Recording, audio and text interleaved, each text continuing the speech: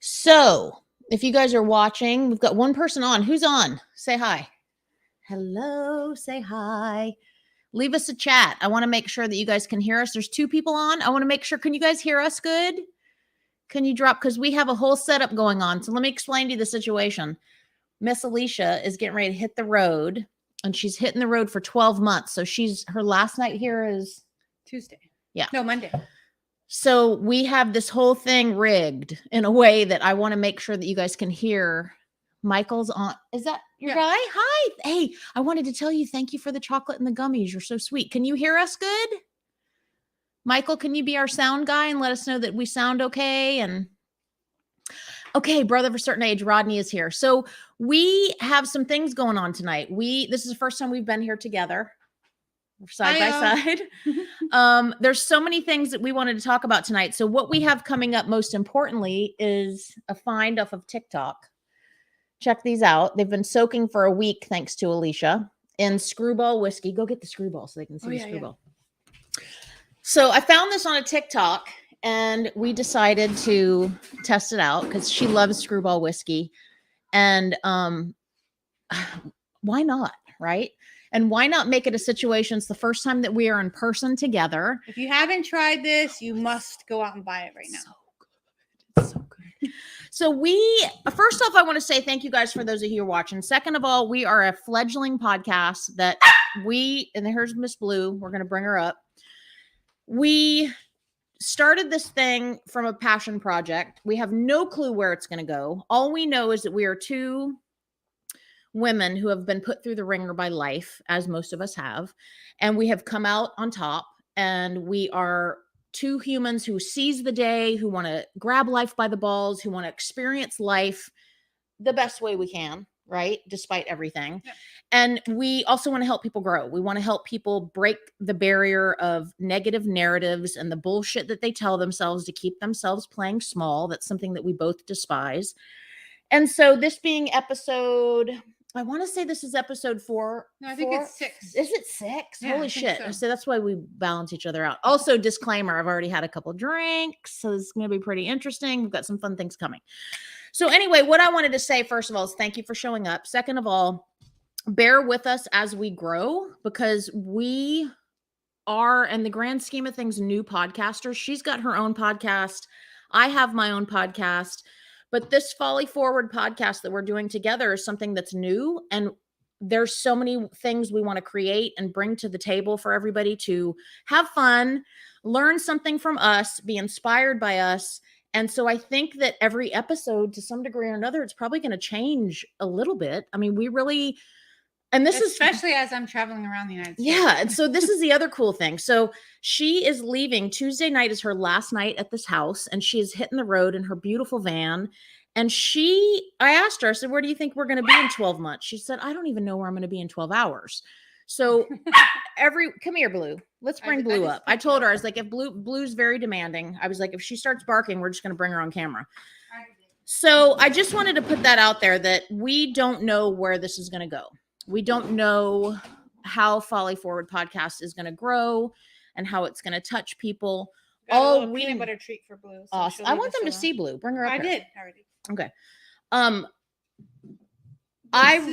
This is Blue girl. She got a new haircut. She's very demanding, very spoiled. We basically, my message, and I'm going to speak for both of us, is we want this to be something where people have fun, people grow, people can break outside of whatever fucking negative narrative they're telling themselves, and they can hear what me and Alicia have gone through and feel inspired to make changes in their own life because they've seen us kind of overcome whatever things we've already discussed up to this point. And then also the fun stuff, which is the booze, and then her traveling. And, you know, when she checks in every week from wherever she's going to be podcasting from her van. Yeah. And we have no clue where she's going to be. So those are all things that are going to be incorporated. And I want to say this, first of all, so much respect for Alicia, because she is basically removing all of the comforts that all of us as human beings have and know from the time that we're little, if we're lucky, right? And she is renting out her home for 12 months, and she's hopping in a van, and she's going, we don't know where.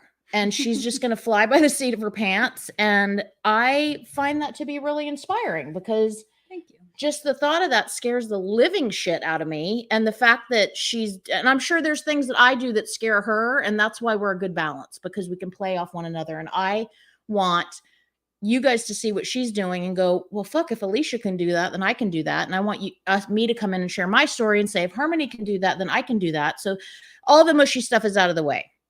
Tonight's episode is about this, which we have wanted to try and taste, and we have not. Honesty policy. And then also we've got, can you get our little jar? Oh. She had a really good idea to put some really shitty dating stories in a jar, and we're going to pull them out, and they're labeled. She did 4 and I did 4, and we are going to eat a gummy, pull out a story. We just put trigger words, which was her great idea. And then we're each going to talk about our shitty dating stories and just see where it goes. I want you guys to leave a comment. What's Michael say? So first of all, Michael is here. Rodney is here. Thank you so much, you guys, for watching. There's a third person. We appreciate all of our friends that are here and supporting us, and continue to support us. So always, thank you for always. The fact that you're taking any bit of your time, how limited we are on time, and you're taking any of your time to sit here and watch us is huge. So Michael says hi. Rodney says, I can hear y'all good. Michael says, y'all sound fabulous. Great to meet you, Harmony. Nice to meet you as well. I've heard really good things about you. His little baby Blue, he is besties with Blue. So he helps Alicia a lot with Blue. Okay, so the third person, we don't know who you are. You're a mystery person, but don't feel obligated to come up to the plate. But if you want to, also open podium, whoever's watching now live or future, if you're watching the recording down the road, drop questions. Drop us an email. We are at Folly Girls Podcast on Instagram. We are at Folly Girls Podcast on Gmail. Please reach out. We want to talk about the shit you guys want to know about. So do you want to taste a gummy? Yes, I do. I've been waiting all week to taste one of these. And it started off, I have to say, with about half as many gummies. And I think I added a little too much screwball. So I had to go and get a second bag of gummies just to add. And I have to say, it's nice and thick now. There's definitely enough of gummies in there that has soaked up all the screwball. So what in the H? The idea behind this is that screwball is a peanut butter flavored whiskey. And the person on TikTok said, wouldn't it be great if you soaked up some gummy bears and screwball so it tastes like PB&J? So let's check it out and see if it does taste like peanut butter and jelly. Oh my God. Go first. Can I show them what this looks like? I have spoons over there too. What the eight? I don't know how. Okay. Oh my God. I think it's going to be the only way to get him out without are y'all making watching a mess. Spoons. Yes. Right over there. Oh my God, she's so prepared. See, this is why we're a good match, because I'm so fly by the seat of my pants on some things and prepared for others, and she's whatever the opposite of me. Okay. Oh my God, first of all, it smells like a Jello shot. It does. Smells very, very much more like a gummy and less like a screwball. And that's the other thing I was going to say is I had the original TikTok downloaded onto my phone, but I couldn't. Rodders is going to have to help me do that. I wanted to bring the TikTok in and play the TikTok for you to see what how we were inspired to do this, but I didn't know how to do it. So as we progress every week, we're going to be bringing in fun things like that, but I wasn't that technologically savvy today. And if anybody who knows me really well knows how much I love screwball. So when she had this idea, I was like, yes. I got the idea because I saw this woman pour gummy bears into a mason jar of screwball, and I immediately thought of Alicia because I was like, she loves this shit, right? So it really is amazing. You go first. No, you go first. Okay. Should I take just one? Oh my God. First of all, he's fat. Well, they're butterfly gummies. Oh my God, there's a butterfly too. They're all butterflies. Oh, they're all butterflies. Yeah. So it's gummy butterflies. Yes. I think you should do more than just one. Should I do more than just one, y'all? We have a whole jar of it. Like one, what are we doing? We're going to be here all night. Like you need to take a huge spoonful. All right, we're going in. Going in all the way.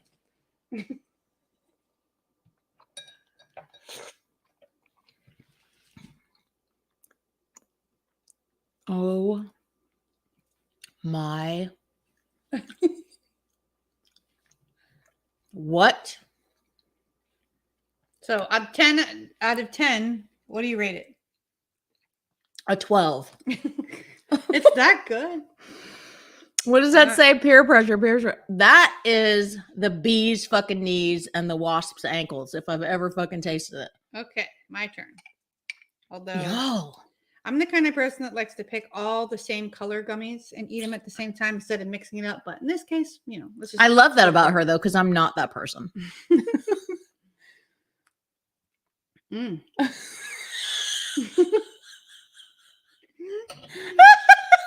Sorry if that's really loud in y'all's ear. The podcast is I'm gonna have to edit the fuck out of this audio.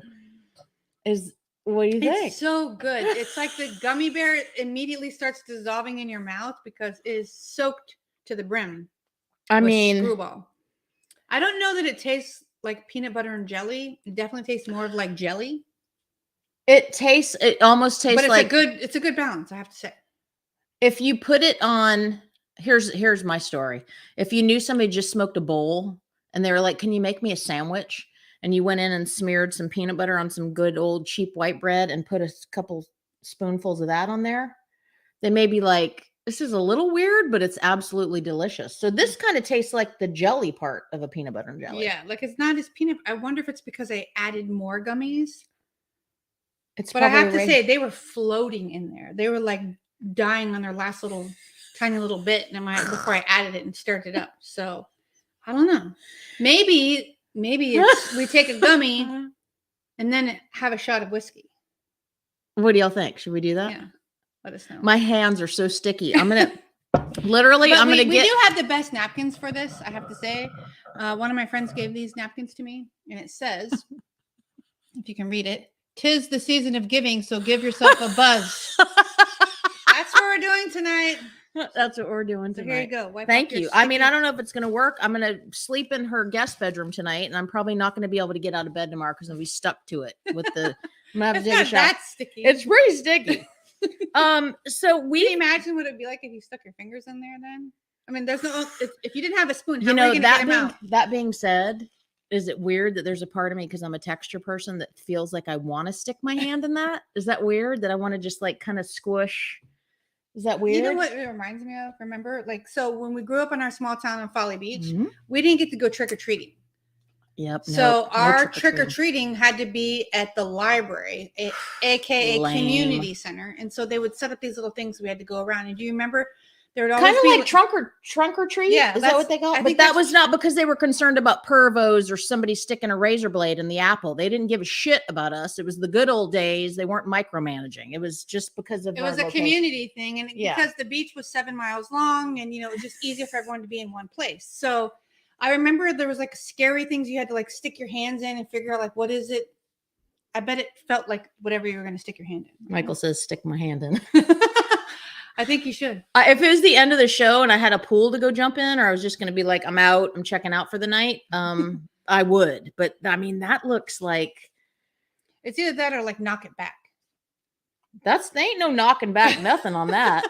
I mean, unless you've got a lot of fucking time on your hands, you're not knocking anything back. But I will take a little smidgen of this. So are you guys all familiar with Screwball?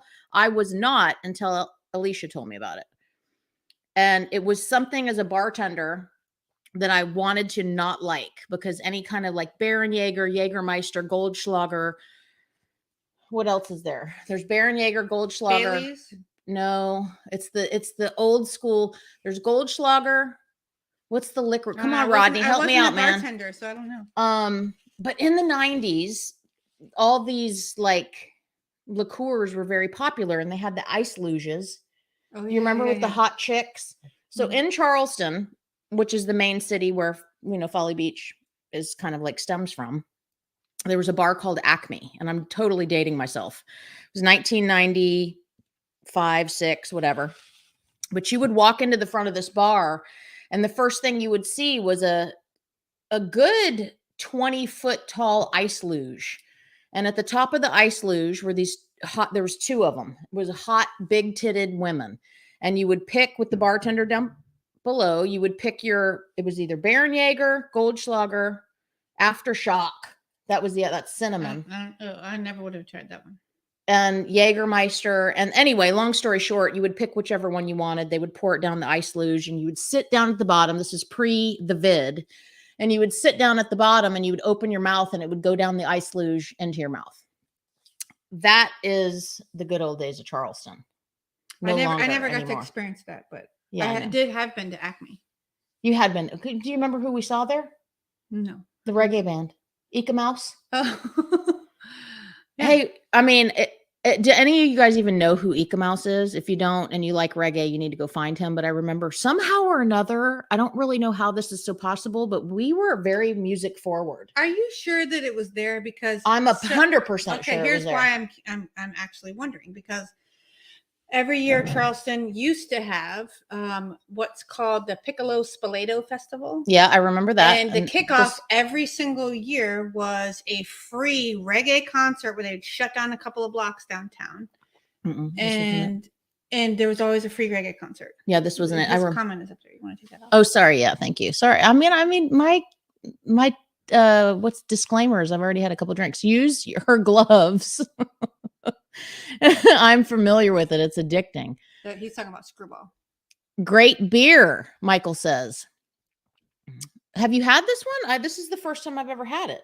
The Summer Shandy. It is pretty damn good. I usually am a Radler girl. But anyway, we did Led Zeppelin, the laser show, which was awesome. Mm-hmm. That was inside of a auditorium. The Gilliard Auditorium. Yeah. Back in the day, I don't even know if it's still there. It's still there. But my way of looking at it is, what middle schoolers and early high schoolers are going to see Led Zeppelin laser shows? First of all, we went and saw Hair, the play. And I remember her mom dropped us off and we were young. Yeah. And I remember, first of all, what kids go to plays intentionally? We went, and then at the end, they're all a bunch of naked 70s bush and a bunch of titties hanging. I was like, what? I mean, this is I don't think we really knew what we were expecting. We were like, oh, let's go. Let's just try things. But that's what I'm saying. That's not everybody does that. That's what I think is so amazing that we do that. Do you remember what our first concert was, though? Because I do. 100% I do. I don't necessarily know that I want to admit it. I know, and I don't know if I want to admit it, but ready on the count of 3. 1, 2, 3. New Kids on the Block. Yes, my mom drove us. Oh, your mom's there. Hey, Mama's here. Perfect. She just commented New Kids on the Block. Oh, that is so funny. Yes, my mom is here.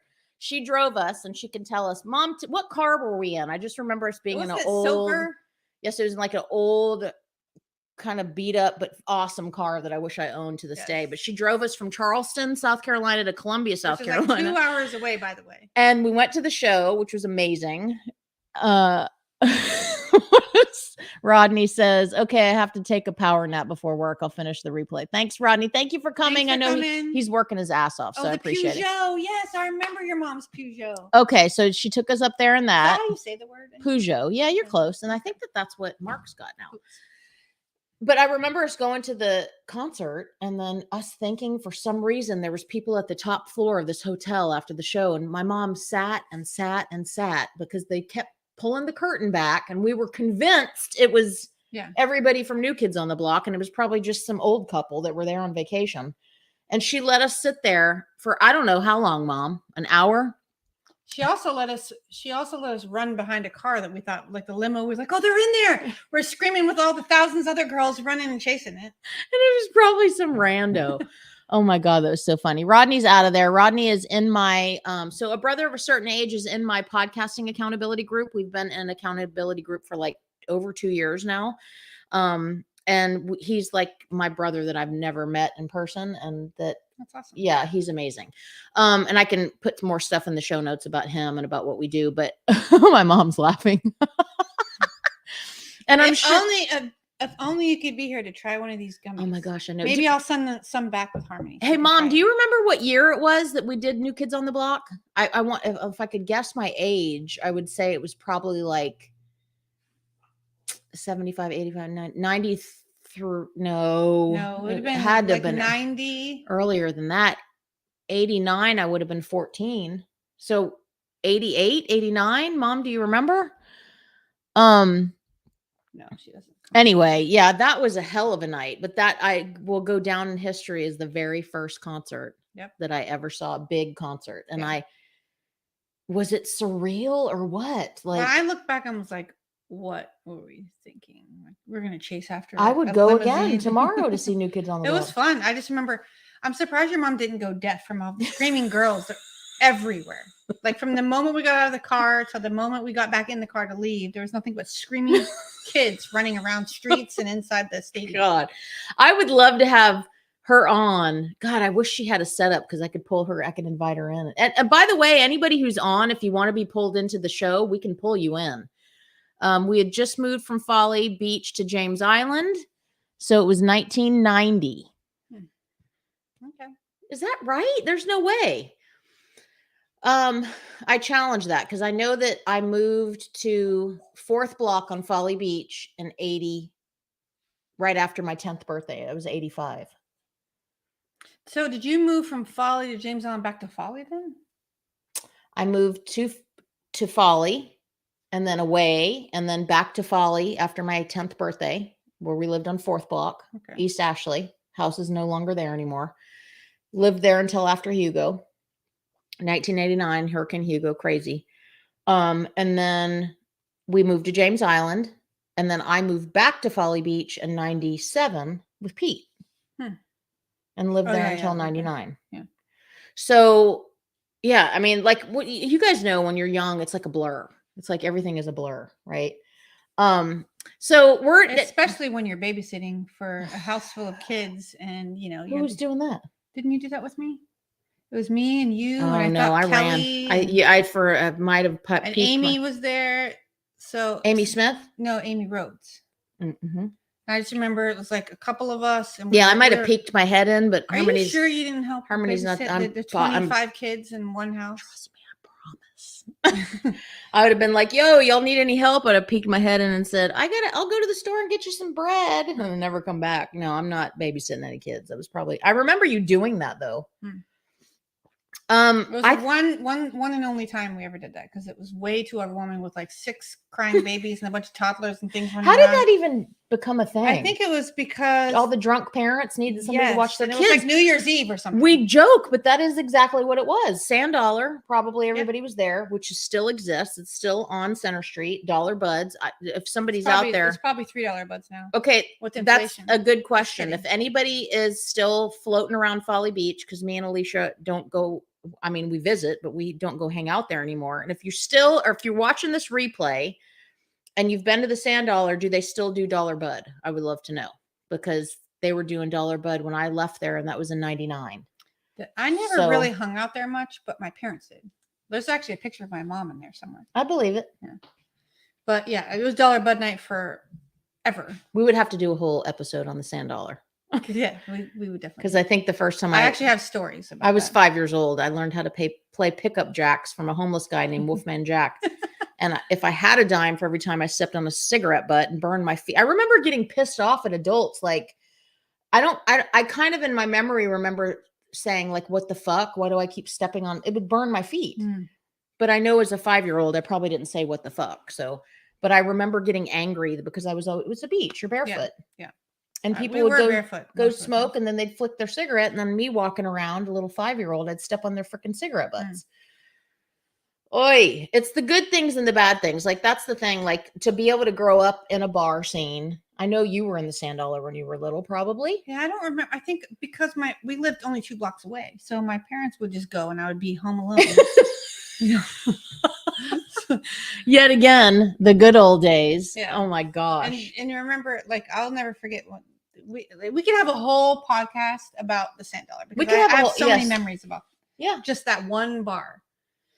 But Tell me one. I want to know. Well, I think we'll save that for another time, because I think it's time to transition into our very first dating disaster story. It's happening. So we picked, like we said earlier, we have 4 stories each. It's a little bit harder to get in this mason jar, and since the rest of my belongings are pretty much all packed up, we have one of my Patriot hats, and we're going to put it in here, and we're going to just pick one out of the blue. So you obviously have to pick one that says H on there. I have to pick one that says H. That's an A. There's an H. Okay. We did trigger words. Bachelor pee towels. Wait, tell them what the trigger word is. Okay, so the trigger word that I had her write down on a piece of paper to remember the story is bachelor pee towels. Which, does anybody know what that would possibly mean? Does anybody, do you know what could you, in your imagination, what would that be? All I could think of was like maybe a bachelor party and people were pissing themselves, and so they had to use the hand towels to wipe up. I mean, don't spit your drink out. Oh my God, no. I don't know. It's way worse. It's way worse. Okay. So I had a dating connection with somebody that I knew. It wasn't from an app. And it was somebody that I'd been asked out a couple times. I'd kind of put him off, and I was like, fine, I'll go. It wasn't that I wasn't attracted to him. I just wasn't, there was something off, and the red flag was looking like a pink flag, but I was bored. Yeah. That's a whole nother podcast too. Oh, I know. And you guys, please email us and write us. We want to know what you want to hear. What does Howard say? Howard is here. Howard says the cell connection is horrible where I am, but I'm watching as much as possible. Thank you, Howard. Howard is also from my Podcasting All-Stars accountability group. I appreciate you showing up. Michael says, hearing you now, you probably did say all that. LML, laughing my ass off. What does that mean? What did we miss? We're talking so fast. So anyway, Bachelor P-Towel. Yeah. So I finally agree to go. His red flags that I knew. Was he at a bachelor party? No bachelor party. He's just a bachelor. Ah, gotcha. Okay. He lived alone. And some of you men might understand the concept of not having toilet paper in your bathroom. Oh my Lord. I have a feeling this is where this is going. Yeah. So I go over there and have a couple beers, and it takes 2, 3, 4, however many beers. Back when I had a young bladder, this has been 15 years ago, and we're having fun. There's some chemistry, and his house is kind of dirty, but I'm also like, it's 15 years ago. We're young, whatever. I get up and I go to pee, and I just naturally sit down and pee like nobody's business. And there's going to be toilet paper, because that's generally, crossing your fingers. How often do you get into a bathroom there's not toilet paper? I mean, it really doesn't happen that often. Pretty rare, except if during COVID, when you couldn't find toilet paper, you had to barter people for food. Well, wait for this. So I sit down and I pee, and now I've peed, and there's no toilet paper. There's an empty roll that I hit a few times, thinking it was like if I hit it enough, I was going to be like Cinderella and toilet paper was going to appear on it. That didn't happen. I looked everywhere that I could get without getting fully off the toilet. Thankfully, I wasn't taking a shit. I looked under the sink. I looked everywhere. There's no toilet paper, but there was a towel laying on the floor in front of me. And I yelled at him and I said, hey, I need some toilet paper. Like this guy gave zero shits if I had toilet paper, if I didn't have toilet paper. And he said, dear God. Michael says, dear God. I feel you. He actually, are you ready for this? I say, hey, I have no toilet paper. He comes in, he knocks on the door. You decent? Which I'm thinking is, first of all, that's out of your realm. Do you care that I'm decent? You don't have any toilet paper. And he peeks in and he says, there's a pee towel right there on the floor in front of you. And I said, excuse me? And I waited for him to laugh, and I was like, is this a joke? And he was like, no, that's my pee towel. I don't. And of course, needless to say, I got up without wiping, and I very quickly went and chugged a shot of tequila and was like, okay, I'll see you later. And I didn't see him later, but is that a thing? A pee towel? I've never heard of such a thing. Like, is that because he's trying to save money on toilet paper? Well, I have a million questions. How many people have used the pee towel? How often does he wash it? Every day? Once a week? Once a month? I mean, how do you know? I mean, comments, pee towel. Does anybody know anything about it? So yeah, that was traumatizing. And that's a dating trauma. We've got a whole basket full of them. These are all our dating disasters. It's the jar of dating disasters. Yeah. Just to know that wasn't a winner, and that was not a second dater. And the reason that we were talking about this tonight is because we've had multiple people ask us, hey, when are you going to, you've talked about all these other things. What about your dating disasters? Oh God, there's so many. We have to do like and volume so 2, like that's why 3. we decided to do the Folly Forward After Dark podcast tonight. We don't normally drink on the set, or we haven't yet, and this is our first time together since we started this podcast. Yeah, I mean, we're learning as we go, and that's what I was mentioning to you guys at the beginning. We didn't grow up in TV and film. We don't know, like, I'm just learning StreamYard. I've been podcasting for a long time, but there's so many things that I want to incorporate into this podcast. I want to incorporate videos. I want to incorporate bringing people on as guests. There's so many things. You're going to be on the road. I'm going to fly out to meet. It's just a learning process. And so good growth mindset, like, I guess, tip I can share with you guys today is we're showing up. Right. I mean, we could just be laying in bed and saying, God, I wish we had a podcast. And wouldn't that be cool if ... And a lot of people, most people are scared to show up because they're fearful they're going to look stupid. They're fearful they're going to say something wrong. Or they don't even know how to start. So instead of learning how to start, they're like, oh, I don't know how to do that, so I'm not going to try. Yeah. So I think what's happening here is we're challenging each other to just kind of show up and we're challenging ourselves to show up and be silly and be stupid. And we're learning along the way. Yeah. And what's the worst that can happen? I mean, really, thankfully, I'm at a point with my growth that I don't, not kind of maliciously, but respectfully, I'm getting to a point at 46 years old where I don't really care that much what people think about me. Van Life P-Tel, the mobile foxhole. Isn't that your friend? Yeah. Hey, hi, Chris.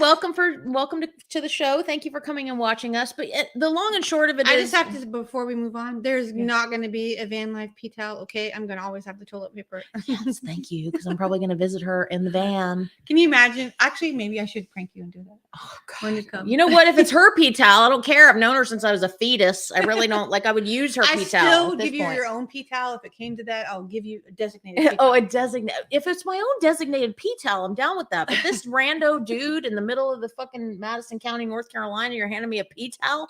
Am I the second girl that's come over? The 10th girl? We don't know. Is there chlamydia floating around on the towel? Probably. Anyway, that's dating disaster numero uno. Now it's Alicia's turn. Okay. Whoop, whoop. Oh, shit. Testes. 1, 2, testes. All right. It's my own little love headband. Okay, let's see. Chris said usually a girl thing, reusable washcloth. Yeah, this For isn't hiking. this wasn't an eco-friendly thing. Trust me. This was I'm too lazy or too broke to go buy Okay. toilet paper thing. Here we go. But I appreciate where you're going with that. Michael says thank goodness for that. So my trigger word is Becca. So I met a guy off of a dating app, Mhm. and I generally had a rule where I only meet somebody for a drink, no dinner, no food, no nothing, right? She's smart. I don't ever do that. Because then you're stuck with them for like at least 30 to 45 minutes to an hour and a half. Who knows? Like having You're dinner like with eating your somebody. food really fast. Yeah. And it's Yeah. awkward because you usually know within like the first 10, 15 minutes if there's any sort of connection you want to continue talking to this person. Yeah. So at least a drink, you could finish drinking and then go, all right, well, gotta go. So nice to meet you, whatever. Smart. So I got invited to go to this place called Becca, which is a really high-end restaurant at this old historic hotel called the Cavalier. It's been renovated. It's the one I was telling you She about. hasn't taken me yet. Yeah. She said she's gonna. And so they have a hunt room, which is downstairs. It's a smoky old room with like a fireplace, and it's really cool. But they have like an upscale, really expensive restaurant at Becca. I like it. So I was going to break my rule of not having dinner with somebody that I have never met before. And I was like, all right, well, let me, oh wait, got some more comments. Hold on, Mom. Well, Mobile Foxhole's laughing his ass off. Thank you for that. Well, he's been dying. He's like, when are you going to tell your dating stories? I was like, you got to tune into the Folly Forward After Dark. I love it. You guys were learning. And you know what? I got to say, as a podcaster that's got like 100 plus episodes under my belt, she's got some too. But I feel like she's got better fucking ideas than I do. I showed up tonight. She's like, let's do the dating disasters. Let's do the thing. I'm like, this is why Let's we work. wear our little headbands. This is why we work. All right. What'd Mama B say? Number 1 or number 2 towel? Oh my God. Number 2 towel? That's a whole nother extreme. That would be poop and something else towel. This is just a pee towel. But what killed me about that, not to skip your story, but what killed me about the towel is that he just peeked his head and it was like he was, if he had a British accent or something, I might have thought, is this a thing? And I don't it's a pee towel. Yeah. It might have made it sound fancy, but he peeked his head and he was like, yeah, there's a pee towel right there. And I was like it was normal. Like, here's a glass of water. By the way, there's my pee towel. Hashtag pee towel. Oh, fuck. Oh my God. That is so funny. Anyway, go ahead. So back to this random story. This is the least of my 4 funny stories, but, So I meet this guy, and he's already sitting at the bar at this really nice, expensive restaurant. The kind of restaurant where you have to use a valet to get inside, which is important for later. Hey, you took me there for the Christmas lights. Yeah. So you'll never want to go there if you've never met a person that you never want to see again, by the way, because it's hella awkward when you want to leave. So we go in, I go into the place and I go to meet him, and I'm thinking, all right, and he says Becca. What? Sorry, that's the thing about going live. Common sense, use a stow or low. What? What? I wanted you to read. I don't even understand that. What is it saying? Embellish on that, Michael. Yeah, we need an explanation of stow and low, but So an LOL. yeah. What does LOL mean, low? I don't know. I'm reading from afar. And I'm in the middle of a story. But anyway, back to the story that isn't even that exciting as It's P-Tel. so good though. P-Tel's pretty good. And so I walk in. I'm expecting dinner. I'm like, okay, I'll this is a really nice place I've never been to. Sure. I had to valet to walk in. He's like, I'm at the, I get there and I see that he's at the bar, and I sit down and I'm like, What is it? Were you attracted to him? No, absolutely not. And so I sat down. I was like, oh man, all right. So he's already drinking. I order a drink. And I'm twice. Like, I'm just kidding. Shot. No, just one. And because it's just one and done. And so I'm sitting there. I'm like, oh God, I don't know how I'm going to make it through dinner with this person, but that's cool. Like we'll see how it goes. And he's like, I was just curious, like, are you really hungry? I'm not really that hungry, but I could stay. I'm planning on leaving and driving to DC after this, but I could stay and eat some food. He's like, no, actually, I just had a big slice of meatloaf and mashed potatoes right before I walked in the door. So I was like, that's okay. I thought we were just meeting for a drink. And I'd kind of like backpedal in my mind, like, how do I get out of this? I'm back. Every time I talk, it's like shaking too. I know. I love that. It's actually. And so I'm backpedaling. I'm like, no, it's good, And so then he's like, okay, well, I guess I'll get on the road to go to DC. I was like, well, it's so great to me. He's like, can I get your number? No, actually, he was like, so we're walking out. We got to go to the valet, and it's hella awkward because we're waiting. Fuck the valet. I'd be like, where's the rickshaws? Is there a motherfucking rickshaw up in this bitch? And I'm like, oh, he was like, can I get your number? And I'm like, oh boy, how do you get out of this? Like, I don't even know how to get out of this.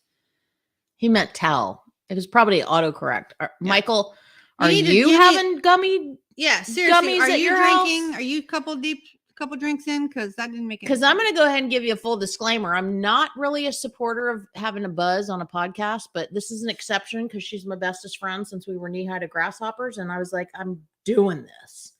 So, what does he say? The head things are a hoot. First of all, are you a 80-year-old grandpa saying a hoot? I love that though, because I do that too. I have weird sayings where I'm like, am I being like taken over by somebody who's 85 years old? When you don't realize that other people can tell immediately when you're telling a story that you're from the South, because you say things like, yeah, I'm fixing to go over here. Or the buggy. Do you say cart or yes, buggy? Buggy. Yeah, I know. Yeah. I love that you said the head things are a hoot, Michael. That just won you points. Anyway, so the funniest part of this whole story is that here I was like, oh, I guess I'm going to break my rule of never having food because it's a nice restaurant. And I've always wanted to eat here. And then I was like, oh, let me get out of this. And then we're like, get a free meal. We're stuck like back waiting. And I'm like, oh my God, what do I do? Like, I can't run. I can't be like, it's so nice to meet you. I couldn't leave. Is this pre-Uber? No, this is like you had to valet. You don't know where your car is. Oh, so you drove separate. Yes, I always drive separately. Okay, so then we were both standing there waiting on the valet, and it was super awkward.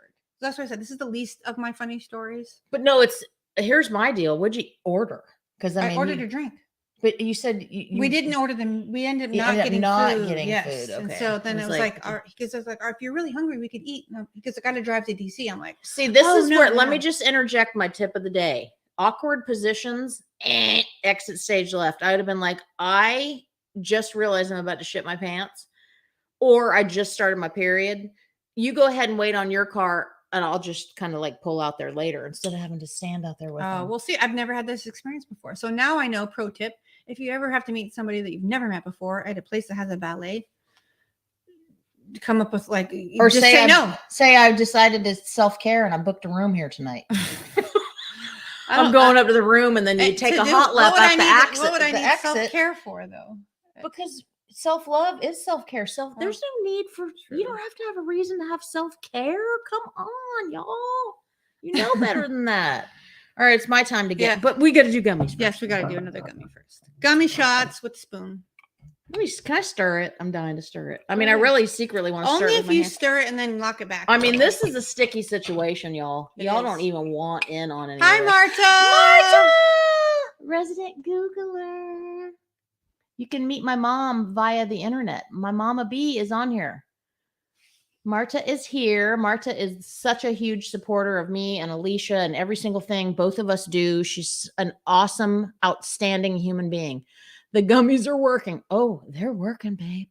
We just wish you were here to enjoy them with us. The more you shake. We'll do it at the house, Mom. Okay, so I'm not going to take a super big bite, but it does remind me of a Jell-O shot. And over in the UK, per my friends Mark and Lee, who are in the UK, they call them jellies. Interesting. I didn't know how to respond to that. I was going to be quiet to see if she said anything. She's like, very, very interesting. You know what? It tastes like a really decadent, delicious Jell-O shot. Here's your spoon holder. Thank For you. your sticky situation. Thank you for my spoon holder. Marta says, hi, Mom. So, Mom. I mean, so I Oh just God, have to that's say, so good. You guys don't even know what it's you're good, missing but out on. you don't feel like this like funny texture thing going on in your mouth. Nope. I love it. Again, this is the difference between me and her. So, Mom, meet Marta. Meet everybody. Rodney's gone. Rodney, my mom knows from me talking to her. Rodney's in my accountability group. Marta and Rodney are the coolest humans on the planet. Marta is our resident Googler on the official 5 Deep podcast, and she is one of the coolest people I've ever met. I am a coach for women, and I provide women with confidence coaching, and I do that via an accountability group where they check in with me every day and so on and so forth. And Alicia did an accountability group with Marta and another woman. And so that's how Marta knows Alicia. And Marta is just And by awesome. the way, Marta says Mason wants us to say hello to him. Hi, Mason. Hi, Mason. Oh my gosh, Mason is the coolest kid on the planet. And I don't say that loosely. He is literally a heart walking around the planet. He is such a sweet little boy. We've never met him, but we've seen him through Instagram. We've heard lots of stories. And Marta, and I want to such a say, sweet I don't little know one. if you'd be comfortable with it. And I know you and Rodders would have to figure it out. But like, if you guys are okay with him coming on my show or on the Folly Forward show or even on the official 5 Deep show, I would love to have like 5 minutes of Mason, because I know that people talk about how cute kids are and stuff like that, but I don't generally like kids, just full transparency. I mean, I just am not, what does this say? Marta says he's waving he's at us. waving. Hey, buddy. Hi. He's so cute. I don't generally like kids, but he is just one of those kids. He'll eat sushi. He wants to have experiences. He wants to help people. He's adventurous. Like, he's just, I'm sure he has his breakdowns. He's, a kid, but he's just. Oh, wow. We're already at 43 minutes. I don't know if we're going to get through all the dating stories. Yo, And I we're started getting with through my them. first. Oh, we're getting through them, son. It's happening. Anyway, that's what happens when you include alcohol. You veer off. There's an A. Okay, there's an H. Okay. All right. Ex-wife with sliding glass door. Oh, this is good, y'all. Okay, so what had happened was I got invited on a date. I had been asked out. I was a bartender in Charleston, so this is many moons ago. I'd kept getting asked out, and I thought this dude was like married with kids, And I'm not trying to play that game. I'm not trying to be with people who are connected to anybody else. And he kept asking me out, and I just challenged him, and I said, "Are you done with your wife? Like, what's going on?" He's like, "Absolutely. We broke up. We're completely done." I said, "Okay, how about a movie night? I'll bring a 6-pack of beer." This was probably, I lived off of Camp Road. So it was probably I was probably 18. So 75, 85, how old would that would have been? 1993 on James Island, which is right next to Folly Beach. And I take a 6-pack of the big fatty, probably Michelob Lights, because that's what everybody loved. And I show up at his house innocently thinking he's not connected to anybody. We're going to sit down and watch a VCR tape like the old school days. And we're on the couch, and right at the, we're stretched out, and right across from the couch is a sliding glass door. And I keep seeing a light come on outside. And we're watching a scary movie because that's what you do back in the day. You pop in an old scary movie in the VC, you cuddle up. It's a way to get laid. We get it. It's like the good old days. Totally the good old days. And I keep seeing a motion light come on. I'm like, dude, do you have a motion light? And he's like, yeah. And I'm like, oh, do you see it coming on? Or is it just, I haven't done any drugs. I've only had 2 beers. So what's happening? He's like, it's probably nothing. It's probably a squirrel or a raccoon or something. This is like Friday the 13th in perfect timing with today, or Mike Myers or some shit. Like, I wish there was background music because there was a total full form of, and his ex-wife, which she was at the time, they weren't together and it was legitimate, but she was definitely very much still wanting to be with him and in love with him. And it was like the motion light came on and all of a sudden there was an outline of her body. And I was like, all we needed was like a knife right there. And I was petrified because this is like pre the harmony that's like, telling people to fuck straight off. So I was like, there's a person outside. Like, who's outside the door? And he was like, oh, still very nonchalant. It's nothing. Well, it was his ex-wife that was slashing both my back tires along with Did she have a knife in her hand? No, she didn't have a knife in her hand, but at some point she did because she flattened my tires.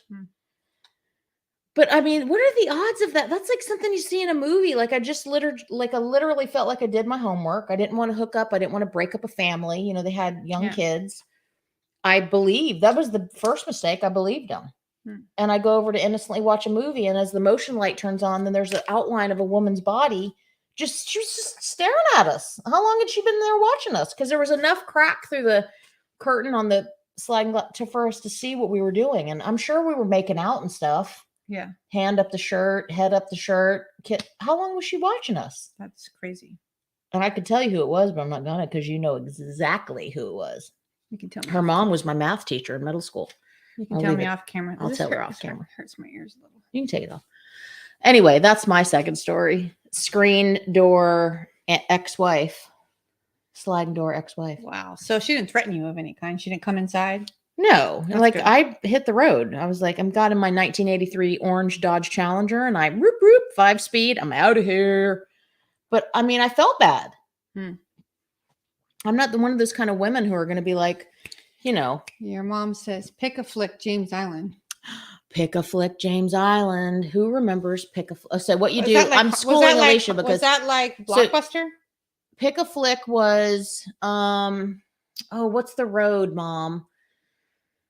Folly Road and Camp Road? No, Mom, what's the road where JJ's 2 was? Piggly Wiggly? Folly Road and oh man, it was right before you cross the bridge to go to South Windermere, where Earth Fair was. That's where Pick a Flick was. And I remember back in the day we had to rent the VCR. Like, you couldn't willy-nilly just go rent videos. Nobody rent a VCR. But yeah, they were like expensive to buy. We didn't have money to buy a VCR, so we had to rent on Friday afternoon. Me and my mom would go rent to Pick a Flick. We'd go rent the VCR. We would peruse. I would try to peek my head into the pervert room because it was blocked off, and me being me, I wanted to know what was going on in there, but I never went in. Is it just because you wanted to know what was happening in a room that you couldn't go into? I knew there was perverts in there. Oh. I knew there was pervert videos in there. I didn't know there's perverts in there. I didn't want to see the perverts, but I did want to see the videos because I knew there was X-rated videos, and I'm no dummy. I was already, 16, 17, 18. I knew what Skinamax was. I knew what HBO After Dark was. Didn't you? I don't know at what age. I did not figure that out, but. Oh yeah. I had the old school remote control at our house on 4th block, Mom. I'm admitting it. House on 4th block, remote control. And as progressive as that remote control was, it had a flashback option. And what I would do what is... do you mean flashback? Like, you could go back from one channel to another? Yep. Oh. So what I did is I put it on MTV because every kid watches MTV. That's legal back then. That was when it was actually fun. When it was good. Yeah, I was probably 13. And then I would turn it to the HBO After Dark or Skinamax, soft porn, big time. And I would let that play nobody could hear it unless you were like supersonic hearing. I couldn't hear it. I was just laying on the couch with a blanket watching it. Like, what am I watching? And feeling all the emotion, I'm sure. And then if I heard a sound, I'd hit the flashback button and go to MTV and I'd just be like, like I was innocent, but I was not innocent. Anyway, pick a flick. We'd rent the VCR tapes. What's the road though? By Piggly Wiggly. What's that road? On James Island. There's going to be people that are going to, I hope you guys, if you're watching the replay, that you'll comment in. Marta says, I don't remember anything from my younger days. She doesn't. Remember that from her check-in? She has no memory of anything. Well, trust me. I think it's because we had so many unusual.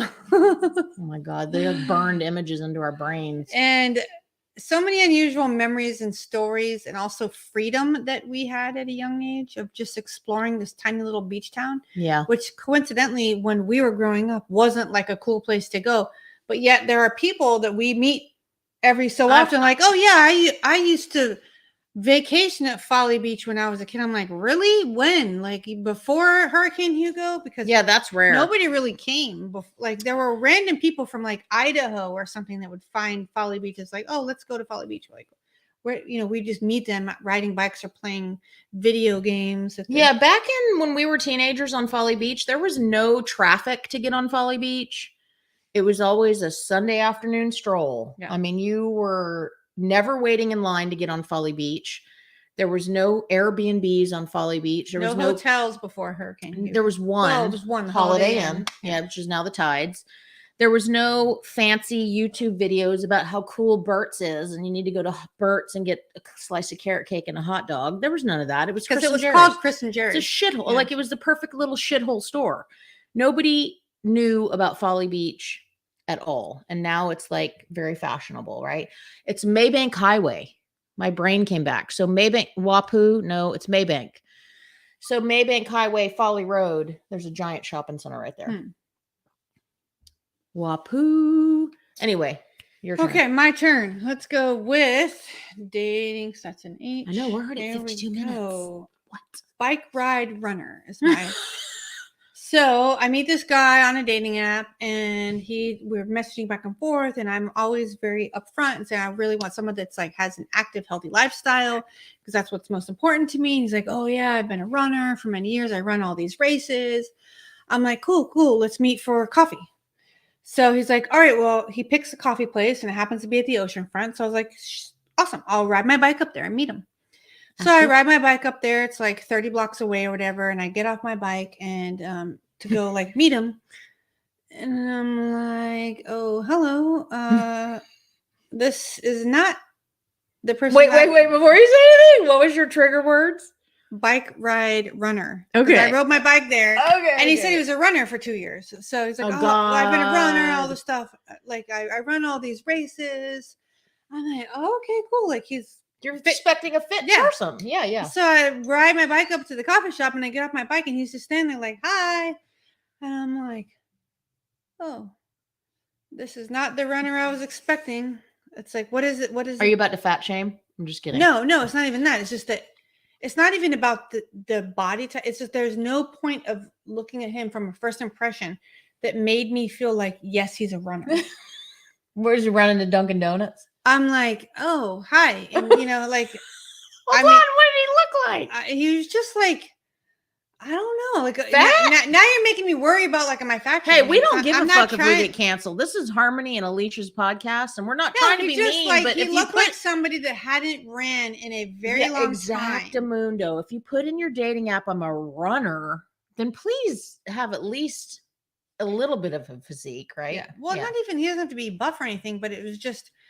The last time he probably ran was 2 years ago. So I don't know why he said he was a runner for many years. So because he wanted it. Well, I'm going to say, disclaimer, I love a dad bod. You can have the soft, the padding. I'm down with that. Don't shave your body hair. Like I don't want buff. Yeah. But so we get the coffee. We got the coffee, and embarrassed. At least again, it's only coffee. So it was minutes of my life and time. But I did. But long minutes? I mean, it kind of felt like an eternity, but I did like get into the conversation. Like, so tell me like, oh, you mentioned you're a runner. want to know what's, like when's the last race you ran, jeez. and like, how often do you run? Do you run with any of the running groups? Like I was kind of coming up with like all these questions to ask. And it turns out, yeah, the last time he ran was a few years ago. So I don't even know why he led with that. Did you say why do you have runner? Yeah, What I did say, oh, well, you mentioned you were running. It's like, oh yeah. I'm a runner. It's just been a long time since I've ran. I was like, oh, okay, sweet. That's like me saying, yeah, I'm a motorcycle rider, even though I've had a motorcycle 10 years ago. I'm a like, fourth grader. I know it's happened a million like years who does ago. that? So obviously, the coffee was over. I'm like, oh, so nice to meet you. And I got on my bike and left. So What is Mobile Foxhole says? Dating stories. He's Oh. digging this. He also says must hear more. Okay, I'm now too. And Marta says I don't want buff either. Yeah, I'm into some I like squishy. Like I don't judge if you have a That great must body. be why you like these gummies. They're squishy in your mouth because they're hella squishy. You don't like the hella squishy. It's just that there's a texture thing. Like it's like not firm anymore. It's like dissolving in your mouth. But also it's like an oyster. Like she doesn't like oysters. Mm-mm. I ate the hell out of some oysters tonight. Slurped them up raw, baby. Raw. Okay, my turn. Your turn. Let's see. I know we're running out of time, man. We are. We're getting close. Is this me? H. Yes. Okay. All right. Short cowboy boots. Oh, God. Okay, so typically, I'm going to go ahead and say, I don't let anybody come pick me up at my house. This is years. Gosh, this is somebody that you had never met before? 10 years ago. Yeah. I don't let people pick me up at my house. But you did. This one guy. Oh, okay. So I normally would meet him at the place, or we'd meet at a grocery store. We'd get in the same car. We'd go about our business, whatever. In this particular case, he was coming from Tennessee. I lived in Western North Carolina. He was running behind. We had a dinner reservation. I was like, just come pick me up at my house. At this point, I was like, whatever. He seemed like a nice guy. Even though I love serial killer shows, but whatever. I thought I could take the fucker. I love true crime podcasts. It sounds like an episode from it. So he gets there, he picks me up, and I run out, me being, the trauma person that I am. I'm not waiting for somebody to come knock on the door, like all that shit that a lot of women do. I run out like, oh, I don't want him to wait on me. So I run out and I jump in the car. Again, he's driving, so he has not gotten out of the car. Now I want to precurse this. Is that a word? Precurse? You want to preface? I want to preface this by saying that my dating profile, I was doing it as my side hustle at the time. And I literally was going on like 3 or 4 dates a week. And I had very clearly in my profile, nobody, this is back 10 years ago, nobody under 5'10", I think I had it set. Like, I'm not into short people. Like, I don't care if I offend anybody. It's just like, some dudes like big tits. Some dudes like tiny tits. We all have our preference, and I didn't feel bad about it. I just didn't want to date a short guy. No offense. I'm 5'7". So he gets there and he picks me up. He doesn't get out of the car. I get in. We have like a 30-minute drive to the restaurant. I remember this story. We get to the place, and I'm digging him. Like, he's great. And this is going to sound like I'm such a piece of yit, but at this point, he lied hard. So keep in mind, I'm 5'7". He's saying he's 5'10". And we get out of the car. He parks the car. We get out and we're walking. And now I get out of my side of his car. He gets out. We merge on the sidewalk. And now we're walking side by side. And he was like this? Yeah. He was like a little tiny one of the Snow White 7 dwarves. Dwarfs.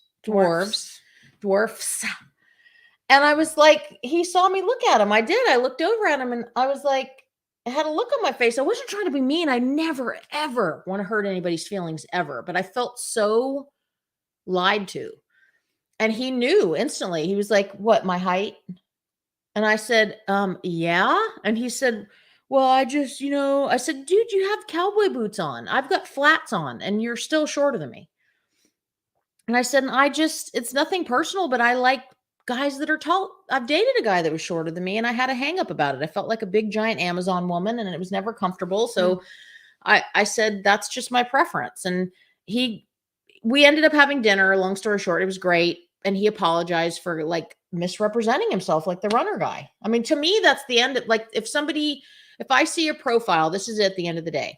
But I think that's the difference between you and me. I didn't call this guy out. Like, no. I was just like, wow, I thought you were a runner. Like it came in through conversation that no. I would have, and I don't want to hurt people's feelings, but here's my deal.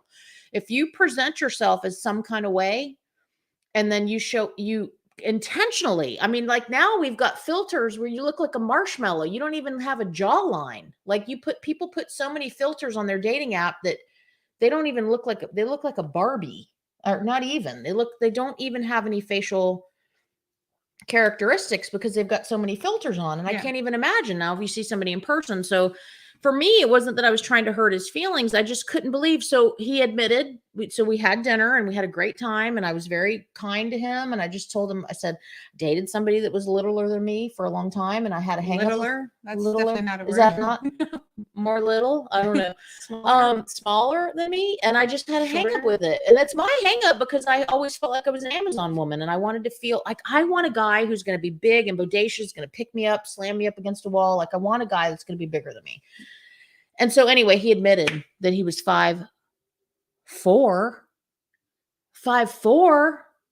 and my thing said 5'10" or higher. Come on, y'all, that's 6 inches. So anyway, it was a night. I'm going to be honest with you, and we left on good terms, and I was very polite to him, and I didn't want to. What the fuck are they saying now? The Me Too movement and all that shit. I don't want to get into all that. I have my preference. I'm allowed to have my preference about who I date and who I'm attracted to. And for me, I would not get on it. This comes into great. So Michael has just asked. Oh, go up and it's hit show. What is it about these dad bots that's so attractive? Cause that's a good question, Michael. I would say it's not as intimidating. And I think that for me, this is the best way that I can answer. And I don't want to speak for you, but for me, I have hangups about my body. And I think that this stands for emotional and physical. I think that we go after people that we feel like are on our level in some way, shape, or form. And I think it doesn't mean that buff dudes, I don't know. I would feel uncomfortable having sex with somebody that's like a rock solid. Like I saw one today running down the boardwalk and he was a fucking tall, beautiful drink of water. And I thought I would have to have a half a bottle of wine to get naked in front of him. I'm serious because I feel like I wouldn't be able to like, and I could be wrong. And maybe it's something I've been projecting since I was in my 20s or something. I don't know. But I think that as a general rule, whether it's emotional or physical, I think that we feel more comfortable with people who we feel we are in alignment with, and whether that's looks, body type, personality, jobs, career, income, values, your values. I think interests. I think it's when we feel like we're aligned with somebody who feels and believes the way that we do, physical, emotional, or otherwise, we can kind of take down our guard a little bit, maybe. So it makes you feel more comfortable. Yeah. And I think that so many women have hangups about their body, even though, I'm a 46-year-old, very curvy. I've finally made peace with that. I'm not trying to be skinny mini. Like I killed myself my entire life and I was always still fat. Like in my mind, I was fat. You were never fat. But in my mind, I was Curvy is fat. the best And way. I would have never and now you get on TikTok and it's like all the women are like chasing dad bods. All the dudes are 25 and smoking hot. And they're like, I want a 45-year-old woman with a belly and stretch marks and saggy tits. And I'm like, what planet are we on? I'm like, is this a joke? Or so I think that it's made me recalibrate why I exercise and why I really put a lot of focus on how I look, because am I doing it because I really want to be healthy, or am I doing it because I have some hang up that I've been carrying since 8th grade that I have a fat pooch or something? It's made me evaluate that. Yeah. And would I be comfortable? Long story short, too late. I would feel comfortable having sex with a dude with a dad bod. Plus, it's also very like snuggly and cushy and cuddly. Does that make sense? I think it does. Marta says, I like a natural feeling body too. If I'm cuddling, I prefer a little softness. Makes sense. I mean, I think Chris said something about. Did Chris say something and I missed it? Contour makeup girls. Oh God, Mark. What's his name? Chris. Where does Mark come from? Who knows where that came from. Don't pay any attention to me. I don't typically drink on a podcast. I'm anti-drinking on a podcast, but this was an exception because we're celebrating Alicia's And we were trying the screwball gummies. Yeah, we were smelling it. So mobile contour makeup. Is that I the think thing where they put like Yes, have you seen? I've 50 seen million TikTok fucking- videos, and they literally come out with different. I've never done this. I don't even know how. I'd have to watch a tutorial, and I don't even own the makeup to do this. But doesn't it take them like it's like 7 there's hours? like white, and then they have like dark brown and some lighter brown, and they use all these different brushes, and yeah. I've seen it. Okay, this is where the new like leveling up of the podcast is coming in. So I've been saving TikToks because I'm new to TikTok. I've been digging some TikTok. And I'm new to it, and I've been saving ones that I want to bring on for topics that me and Alicia are going to talk about, but I've also been saving some to just to share with her because I'm so kind of taken aback by these. But there's a woman on there that's the ultimate catfish, and I want to play one of her TikToks on here because I Is this the promise one you, who does like rat she hugs, looks a million times heavy different rap? after no, I haven't seen the heavy wrap, but she puts like she does this whole tutorial about all the makeup and hair and eyelashes and everything that she puts on, and she doesn't even look like the same person.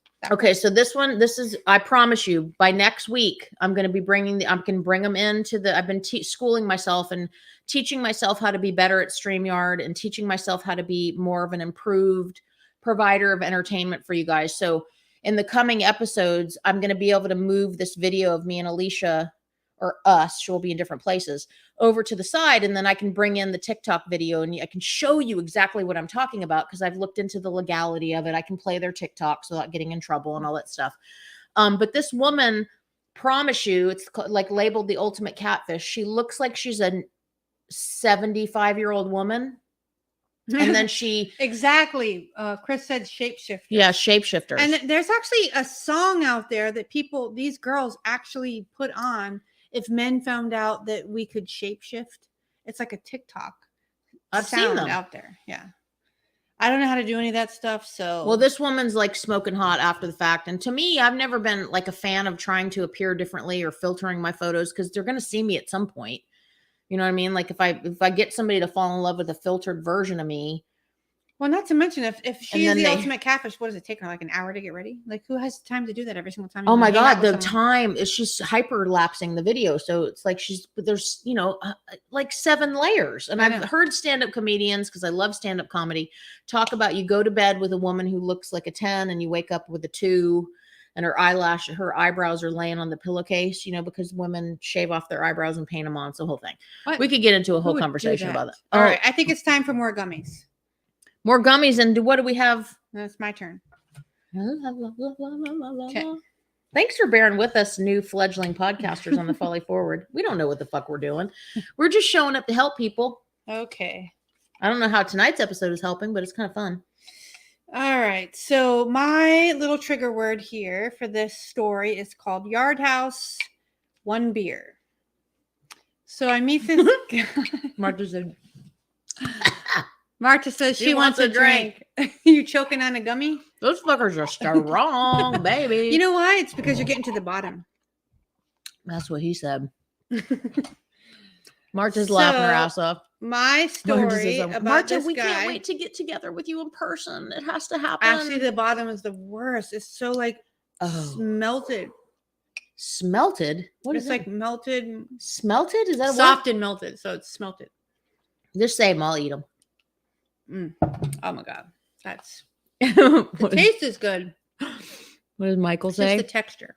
Do any of us ever... No! Do any of us ever know what we're doing? No, we don't. And that's the beauty of it. So if you can ease into like, I'm just going to take every second with every second. I'm not going to think too far in advance. I think I'm just going to do this instead. Oh, gang, bitch, up in here. I can't do those gummies anymore. She said, I'm just getting the whole bottle. Well, no, because I don't have another cup around here. There's a cup right there.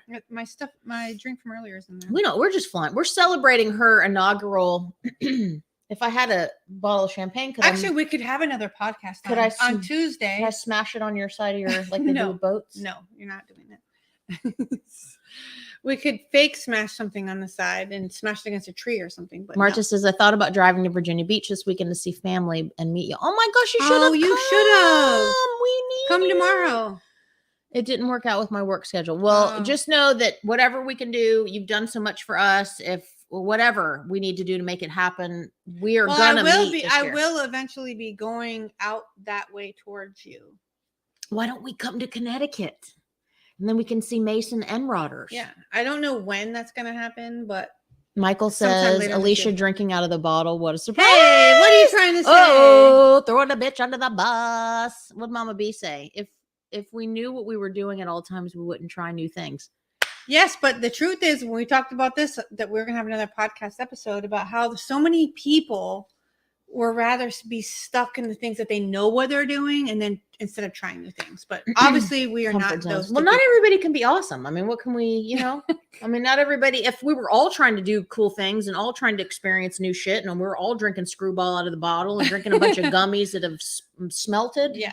I think that's fish eggs. Smelt. No, I don't know. Marta, can you Google our Google expert. Can you Google what smelt means? Then we all can't do all the things. There's nothing here. Hey, you know what? New York City. And also I love Mama B can say I went with her on a pet transport. So my mom does national pet transporting. And she's going to New Jersey on Sunday. Oh, Mama B's going to New Jersey on Sunday. Puppy road trip. So Mom, what's the city? Sleepy Hollow. Tarrytown. I went there with my mom on a pet transport, and I got to look through a telescope from Tarrytown, and I got to see the skyline of New York City. Now, my mom has never been to New York City? Nope. My mom's been a million times. I've never been. I want to go to Serendipity too and get some ice cream. Do you know that my friend whose wedding I'm in, her fiance is the head chef at Serendipity? Excuse me? Yeah. Can we make something happen? Because it's my all dream place to go. Do is say, my friend Harmony is going to. It's a dream place to go because John Cusack. John Cusack. Have you seen the movie? No, but isn't that something about like there was like introducing the only female that's never seen Serendipity. Something about snow outside. Like I've heard about the movie. It's a lot more than snow outside. Thank you. I don't know, Kate but all I know. Beckinsale and John. I've never seen the movie. However, I do have to say that my friend. Oh, I am. Should watch it before I leave. My friend's husband is a head chef, and he's in the Guinness World Book of Records for making the world's most expensive French fries. I know because I know the menu backwards and forwards because I dreamed to go there for years. Okay, well, I can hook you up. You just have to get there. Okay, back to my story. So my story is about Yard House. Hey, Marta, come meet us in New York City. Marta says, I'm not the only female who hasn't seen it, apparently. To melt or fuse. Okay, schmelt. To melt or fuse a substance such as ore, not gummy bears, often with an accompanying chemical change, usually to separate the metal. A substance with an accompanying chemical change with the alcohol. It's a smelting. I'm getting Gin Blossoms. And anybody from the 90s, remember that band? Yes, I do. That's not really Gin Blossom. Alcoholics get those and they just get the broken capillaries on their face. Marta, that's your homework, baby, this weekend. And by the time we do the official 5 Deep podcast on Monday, you better come in and say, hey, Harm, I watched Serendipity. It was fantastic. I don't know that anyone's going to say that since. I'm just kidding. It's my favorite movie. I want to cry. You two are hilarious. Mama B says you two are hilarious. I did not pay her to say that. Marta says I missed that part. Which part? Say it, don't spray it. Marta says I was just in NYC Tuesday night for an impromptu Broadway show. Hello. I've never been to a Broadway show. Okay. I would love to do that as well. That's fun. So maybe Marta's laughing. Do we have, you guys are a treasure trove of info? Oh, I know, but I came out of your vagine, so I better be. Can we not set up a trip to NYC? Because I've never been there. I've been there. Yeah, but you've not been with me. Well, you haven't been with me. Exactly. Okay. And I've not know the Serendipity chef. Hello. And Marta, I mean, what's happening here? Yeah, we can make it happen. It'll be sometime. It's on camera also. So if she tries to back, I'll be like, nope, let's refer back to 5/13/2022. And you said you knew this guy. And we Friday the 13th. You never know what could happen. I know, right? What's it say? It was fantastic. What was fantastic? Did I miss that? Okay, we've got one more. Her Broadway show. That was fantastic. What'd you see? What'd you see? All right. So we are running out of time. We're actually past past. We are so past. All right. Okay. Who's last? Me? No. So my quick story about Yard House was I meet a guy and for a beer. It was raining. Uh-huh. So he was already at the bar when I walk in. And then I walk in. he already had his beer, and I sit down. I'm like, Was he hey. cute though? I mean, this is what people. I mean, when we walk to a date and you meet somebody, you want to we need to walk these people through. Like, sure. Was he cute? Sure. Like, because Was what he happened bangable? afterward? No. okay, that's what. So I sit down. He already had his beer, and the bartender's like, "Hey, what do you want?" I'm like, "I'll take a IPA." Slides it over, and then I was like, "Well, I'm so sorry, I'm a few minutes late. Couldn't find a parking place that was closed because it's pouring rain." And he goes, looks at me, and he goes, "Yeah, go to Montauk. You probably want to know why I'm 38 years old and I've never been married." And I went, "Oh, I mean, okay, sure." That wasn't really what the opening line I was expecting, but sure. And he goes into a 30-minute story about how the girl he was like, why whispering? So I'm not interrupting you. I'm responding to everybody. It's code. I don't think they can hear you. They can see my lips. Yeah, but they can't hear you for whispering. Okay. What are we, Elf? Are we on that movie Elf? Elf with Will Ferrell? Yeah. I have such a perfect buzz right now, and I know that I've never said that on camera because I don't drink when I podcast. It's okay. So back to the story. See, so that's this why I was guy, whispering. This is why you need me. Your wife. I know. I do need. Anyway, so we get back to he gives me a 30-minute ordeal about how the girlfriend, he was a virgin and he went to college, and his first girlfriend who he lost his virginity to, who he was in love with. They dated for a couple of years, and then he broke his heart. He told you all this on date one. His opening line was, "You probably wonder why I'm 38 years old and I've never been married." I'm thinking, I don't know if I remember that part. I'd say I'm whatever age I am. You're probably wondering why I'm giving you my IPA that I just ordered and I'm walking out the front door. I was like, so I listened for 30 minutes as he tells me about how she broke his heart. She cheated on him. It was his first love. And he tried to make it work. And after college, they moved in together. And she kept cheating on him and all this stuff. And literally, I'm drinking my beer, and the bartender walks up to me. And he's like, points at him. He's like, "Do you want another one?" And the dude was like, "Yeah, I'll take another one." He points at me. And he's like, "You want another one?" I was like, "No. Mm-mm. Don't want another one." Mm-mm. No, because there's a guy with a giant red flag that he's. And so the guy finishes the story. And he goes... And then the second woman that I dated, I went, "I gotta go. I have never, ever done this ever in my life. Still, this is the one and only time." You just blew him off. I said, "I gotta go." Thank God. This is why I always keep cash on me now when I have a first date. I was like, "Gotta go." Put my arms in my rain jacket and whoop, put it on my back. And I was like, "Gotta go." Slid my 20 because I didn't even care. I just wanted out. Slid 20, out of his DMs. No, I slid the 20 across the bar to pay the bartender, and I was like, "Gotta go. I'm out." And I'm literally... She slid out of his BMs. Get it? His BM bullshit. Sorry. Because you know what BM really means is bowel movement. Bowel movement. Yeah, you slid out of his BMs. You slid out of his bullshit. I don't really see. Is that the first time he was bullshitting you with all this? I'm not saying he was actually really telling me his story. I know, it was but like he obviously had zero social skills. Maybe he was to know. Well, who knows?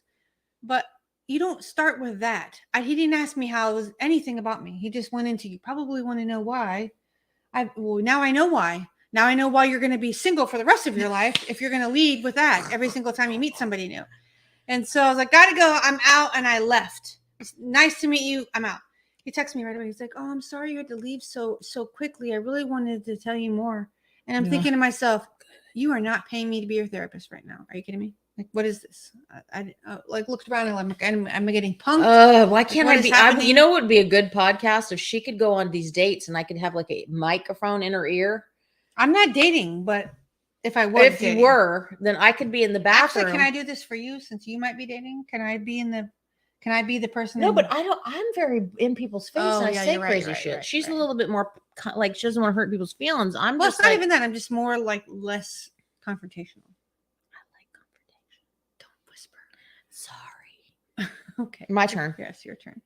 I'm just handing it to you. There's only one left. Oh, yeah. What's that? That's mine. Okay. Oh God, save the best for last. Prickly pear beefcake. That's my. She had me write this down. Okay, Prickly this was pear a night, beefcake. y'all. So I meet this guy online. This has been again 10 years. This is like the 2013 mark. I meet this guy online. He looks really great. Pre-filter. I don't know how I didn't see that he had like, okay, what's the deal? And I'm not trying to offend anybody.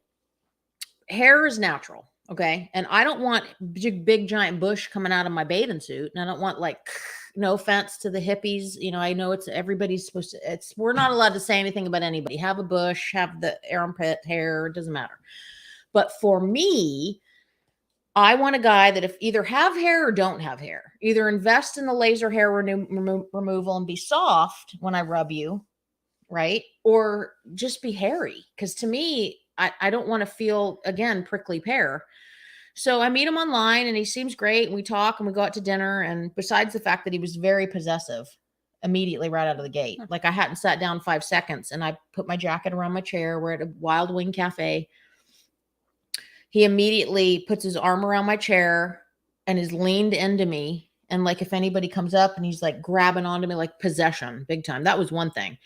But then he would be like putting his arm around me and I could feel this part of him on my, has that tank top on? Your forearm? It was prickly. It was like what happens because I'm single and I don't date and I don't shave for 2 weeks. And that first couple days, it's you like, mean like your legs are prickly because you don't shave yet? Yeah. Not your forearm. Not my I don't shave my forearms, I promise. But I just felt it while we're sitting there. It was just very ouchy. So I let it go and I'm like, well, maybe, I don't know, this is however many years, 15 years ago. I was just like, again, letting it go because I was lonely. And you put up with a lot of shit when you're lonely. I'm not lonely anymore, so it's a big difference. But that's also a separate podcast. And I sound like a complete asshole because everything I'm talking about tonight has to do, besides the pee towel, has to do with their physical appearance. But here's my deal. Before I go into any prickly pear stuff, I feel like I have a responsibility as a human being. What's this say? Forearms.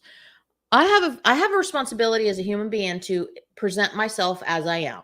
That's how I feel good about myself and my conscience. So if I put myself on a dating app, I want to be representing myself on my dating app the best I can when they meet me in person. So I don't want to show up looking way different than I do on my app, right? Or being different. So he presents himself in this way and he's none of those things. And then he's steroids. So he's no hair on any part of his body. But it's that thing. What does that have to do with steroids? Because he's a steroid beefcake. He's a pump iron. And there's nothing, I don't know shit about steroid. I just know that his whole goal in life was to get plump, be big, but not in a healthy way. Okay. He wanted to take the shortcut with drugs. And he also had like oils on his body and he would shave his head. Like a lot of guys who lift weights do that. They shave their hair down. To swimmers. But they don't shave it all. They just shave part of it. And so every time you go to touch them anywhere, legs included, it was rah. And you guys speak for yourself out there. Like if you were going to snuggle up with somebody or caress somebody, you don't really want to feel that. Yeah. Unless it's like he should have at least shaved that day. But that's the thing with me. Like a lot of men, they do that. You see them on TikTok and stuff. They only shave, like they don't shave all their chest hair off. They just shave it short. So it's not as much. But here's my thing. And it's just my opinion. But I would rather you have a full bush of hair or none at all. But don't do the halfway in between. Yeah. I think most women. Well, it's just like a guy doesn't want you to wrap your legs around him if you haven't shaved in 2 weeks. Unless it's to the point where it's soft. And you like hippie girls. Longer than 2 weeks, doesn't it? I don't know. I just remember being traumatized. But I remember I kept like trying to rub on him and be caressing. And it was like, it was. Wait, Howard just said lots of body shaming. Shaving. Oh. See, that's how rumors get started. Lots of body shaming. Lots of body shaving. What do y'all think about it? Marcia says she prefers the hair. She prefers all the hair. All the hair. Bring it on. And your mom says it's like talking to a shortcut with gummies. Taking a shortcut with gummies. Oh, wait, what did my mom say? Like taking a shortcut with Gummi. It is. It really is. Yeah. I don't know. I just want people to be who they like. I think that we all, and I get it. This is a very amazing segment into my last story. Is it? Yeah. Michael says, screw a haircut. Give something for the girl to run her hair. And it's not even about, it's like, be soft or be hairy. Like, it doesn't. No, it's just be soft or be hairy, but don't be prickly. That's what you're saying. I think we all think as men and women. This isn't me trying to throw men under the bus. I don't want people to think I'm a prick. I'm just saying, I think that as a society, we all think, and social media is not helping. I think that we all kind of set up scenarios in our head where we think the opposite sex or the people that we're going to be attracted to want something, a certain avatar or a certain identity out of us that maybe they don't want. So we think as women, I can speak for myself, think men want skinny, perfect body women. And that's not necessarily what men want. Sometimes men just want a real woman with real boobs and real fat rolls. Well, I think it leans, the opposite of that is there are some men who think that women want a shaved man. Mom says anti-prickly. Yeah, we want the hair. I mean, ladies, chime in. I get it if it's like coming out of your neck and you're like American Werewolf in London. I get all that. But I'm I get it. I pluck and I do the things. I don't let a bush come out of the side of my bathing suit. I get it. I feel it. But I don't think you should try to put yourself in a position where you're like, I don't know, something that you're not. Yeah, I agree. Yeah. Okay. So in keeping with the idea of, you being you, regardless of what that is, right? Embracing who you are and owning up to who it is you as a person are. Yeah. And knowing which preferences are is perfect. Is this our last that worked out good? My little story about my 6'3" CrossFitter. Oh man, it's gonna be good. So I meet this guy on a dating app, and he's 6'3", CrossFits. He's like divorced, has 2 kids. He lives across the water. So when I say that, here in the Hampton Roads area, Virginia Beach, Norfolk, Chesapeake, in order to get up to Hampton, Newport News, or anything further, you have to go through a tunnel. So we say across the water, or a peninsula. Yeah. So he lived up that way. Does that mean he's like? It just means he lives farther away, and I don't normally ever even entertain anybody who lives more than like. Is that like 30 minutes or something? No, it's like 45. I actually never went to his house. I don't know. Oh, okay. But like at least 45 minutes to an hour. Which is funny because if I was on a dating website, I set it to like 250 miles. You're like the opposite. I'm like, no, I'm not. If I can't see this person on a consistent basis with a 30-minute drive, then like if I liked them. Yeah. Yeah. Would obviously I make it past no first dates normally. Yeah, I get that. But anyway, so this guy, we match and we're talking, and he lives pretty far away, but he's ticking all the boxes of healthy, active lifestyle, and I'm with the height thing. Like you never know. Like they say that they're 6'3", but are they really? You never know. Like just like your guy said 5'10", and he was 5'4". So that is something like women use filters, guys lie about other things too. Like everybody lies on dating apps. Yeah, because we all want love. And so we're messaging back and forth, and we decide to meet for a drink, and we meet, and we had a great time. First date, he was everything that you thought he looked like. The guy. We had great conversation. Everything was good. So the second date was supposed to happen, but because of his work schedule and my work schedule, he decided to come and meet me close to work, and we had lunch. Second date goes great. We had lunch during my lunch break at work from the hospital from a 12-hour shift. Everything's great, but because he lives, I want to say he lived probably, I don't want to say where he lived because in case he ever listens to this, but like far, far away, like a good 45 minutes to an hour, maybe even longer. And so we had a great first date, great second date. Everything's good. I'm like, I'm kind of excited. I'm like, oh, I finally met someone I have like something in common with. We have a similar lifestyle. The conversation's great. Like, this is awesome. He's like, hey, I know, again, it took us a couple of weeks in between each date to try to figure out time and date because of how far away we lived and what our work schedules were like, and him having his kids on opposite weekends and things like that.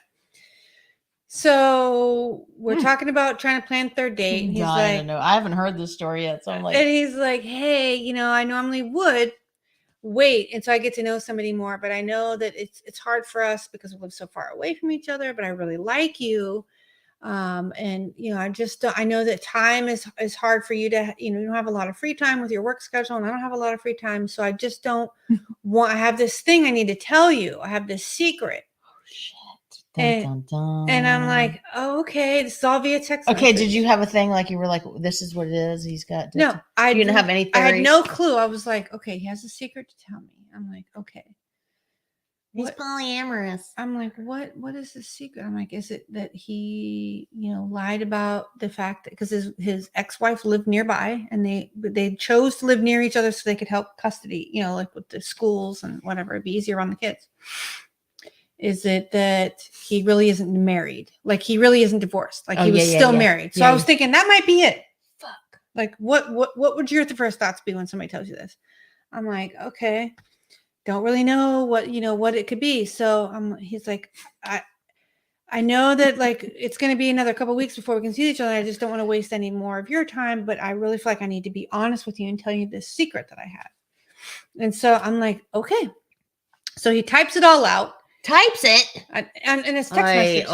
Okay. So I'm doing a little build up. He types it all out and I read it and I'm just like, it's not what I was expecting him to say. But I handled it in a really good way. And I said his secret was that in his free time, he likes to dress up as women. And if I had any questions, to feel free to ask him. So, yes, please. I said, so I was like, okay, you know, this wasn't what I was expecting. I was really thinking it had to do with his ex-wife. You were hoping he was still married at this point. Yeah, I just didn't know. Like, and so his secret was he likes to dress up as women. Do you have any questions? And I said, wow, thank you for, you know, being honest with me and telling me this. But yeah, I guess I do have some questions. This is a first for me. Oh my God. Is this something that you, is this something that you do, you know, like whenever you have free time? Like, or is this just like once in a blue moon? Is this a sexual thing? Like, she exited stage left for the valet that was boring. That was the this is a text message. I wasn't stuck standing next to the guy. I was like, I don't know how to escape from. This is a text message, so I had my own leisure. I'm in my own. This is the perfect thing to end the show with. And so I said, is it something that you do all the time? Like, or is it just once in a while? Like, is it once or twice like, a am year? I going to go to my closet and my number dresses are two, gonna be is gone? this a sexual thing? Oh, and number question. three, is it like you just like to try on women's clothes, or do you go all out? Like, do you do the hair and makeup and everything? To these questions. So he writes back because this is in text messages, and he goes, whenever I don't have my kids, I do like to dress up like a woman. And I do go all out, hair, makeup, shoes, and everything. And meanwhile, this guy is a 6'3", really buff dude who like works out all the time. So in my brain, I'm thinking, where does he even find women's clothes that possibly fit him? You know, and he goes hair, makeup. I'm like, maybe he could give me some makeup tips. I don't know. You know, like, so he would probably take makeup trips with you too. You guys could go to Ulta. Right. So then the third one, which was what really was like, wow. He said, yes, it's a sexual thing. I like to dress up like women that I emulate, that I want to be with or emulate. And I like to dress up with them and have sex with the woman. And I was like, oh, okay. Well, I really appreciate all of your honesty. And, you know, I'm sure this was hard for you to like start to tell people if this is who your true self is. Like, if this is really how you feel, I appreciate your honesty and thank you for telling me, because honestly, it's something I'm not comfortable with. Like, you are so kind, because that would have been like, what? I mean, but I could have gone multiple different ways, right? But for me, I was like, if this is who you really are, right? If this is who you identify as, this is what you know, what your preference is. Like, you know, you like dad bods. I'm trying to think. And he's like saying that he likes all these things. And I said, cool. Like, if this is who you are, thank you for being honest with me. I know that must have taken a lot of courage. And Yeah, here's my thing. I don't want you to think I'm judgy because just Google pegging. You don't have to put it in the here. I get know it. what that is. You know what that? No, I do because Okay, yeah, in I grad get it. school, I somebody did support it. Like sexual, do your thing. Let your freak flag But fly. I Like, actually do appreciate, like, I just wasn't expecting that to be the secret. So that's why, for me, it's that's like, a big one. it's That's a funny story because I was like, what? I did not see that coming. But I did appreciate the fact that he was honest with me. He didn't waste any more of my time. Mhm. And I was respectful enough to say, hey, like, wow, that must be hard for you to go and tell women that you meet that this is something that you do. Like, I didn't. It takes courage, definitely. Yeah, and I said it was very courageous of you. And I did not say this, but I thought about it, and I did say, like, that maybe you should find a bisexual woman, because I do feel like in that situation, maybe somebody who's bisexual. We have such progressive viewers. You know Mom what I says mean? run. Marta says exit stage left now. Mobile Foxhole drag queen. I don't think you're canceled. Mobile Foxhole. You're not allowed to say that anymore. Listen to. I'm just totally kidding, but we were talking about Rogan, and he said how the names have changed over the Your years. mom says he didn't tell you. He texted me, but that's because, again, we live so far away, and it was going to be a couple more weeks before we were able to hang out a third time. And so, like, again, I'm giving him grace in the situation. Like, at least he didn't waste 2 more weeks of my time. He told me the truth, and I think it is a courageous thing for. And it when could have been like people back in the day who they married you and had kids with you and didn't. Well, tell so you now 10 it years does after make me wonder, like, later, like, is that why his marriage ended? Yeah. Like, who knows? I never continued to talk to this person again, but I did have grace and, said, hey, I appreciate you being honest with me. It's not something that I'm into, but thank you for telling me. And I hope that you find somebody, that, and again, I never said the words, maybe a bisexual woman, but I did think it, like, I don't know, would that be somebody, because if he's wanting to dress up as a woman and have sex with another woman, most women want to have, for myself, I won't say most women, I want to have sex with a man, not a man dressed up as a woman. Like, that's just my sexual preference. Yeah, and this is a good segue into what we could talk about on later episode. And, again, email us, drop us comments, find us on Instagram, let us know what you want us to talk about, because I give zero shits about being politically correct. Just so you guys know, hot sauce is the best, and keep them high and tight. Like, just for those of you who might know what I'm talking about. I do not. She doesn't know what I'm talking about. But I look up to people who don't give a fuck what other people think. So I have a very low tolerance for people who are trying. There's a difference between people who are trying to be respectful of different people in the world versus people who are pandering, and people who are trying to, oh yes, oh gosh, coddling and all that shit, and just letting people be fucking balls out crazy. I identify as this lid, and I only want you to refer to me as this lid. Like, it's just getting a little insane. So I say all that to say, give us stuff at the Folly Girls Gmail. Do I have it scrolling on here? Let me get it scrolling on here. I want you guys to email us. And if you don't, find us on Instagram. And like, where is it? We've got so many of these things on here now. I need to get in here and clean this up, which I would have done if I wasn't traveling. But it's basically Folly Girls Podcast at gmail.com. Send us a DM on Instagram. Or yeah, find us on, I don't know where it is now. Sorry about that, guys. But find us on Instagram. That's where I'm on there every day, monitoring it. You can DM us. I want to know what you guys want us to talk about. And like, I really wanted to get into some conversations that, guys might want to know about what women think, and vice versa. And, things like that happen where I feel like that's a very unexpected thing. I've never heard of this ever happening to anybody else, but I feel like I handled it in the most respectful way. You absolutely did. And I feel like it's also really not awesome. even like it. There's going to be people that you meet out in the world that, when you meet them, they're not going to be brave enough to tell you these things, because I know that. Yeah, I respect the hell out of this guy. You know what I mean? Like, he was honest with me. He's like, this is what my sexual preference is, and what I'm preferring to find in somebody. And he absolutely wins the story of the night by just being somebody that can, like, confront. It shows how he respects himself and how he respects you. He respected my time, and I didn't want to waste any more of my time. And I think your mom, I don't know how to get back there. I can't even imagine what that would. Like, I'm sure that must be hard for him to admit to have to say this every time he meets somebody that he's interested in. What does it say? Your mom was saying that it would have been easier for he could have just called me. And I agree, but maybe it's harder for him to call. Marta said, I would not want that info through text. I would have lots of questions and some conversations I prefer to hear. But you can call someone. Very true. I totally agree with that. The phone works to talk.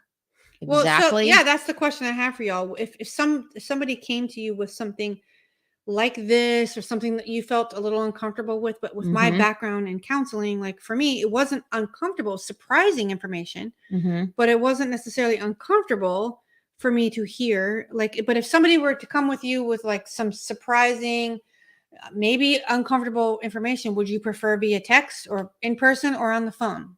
I think that it's different. I think it's a spectrum because there's a million women that would have responded and said, fuck you, you crazy.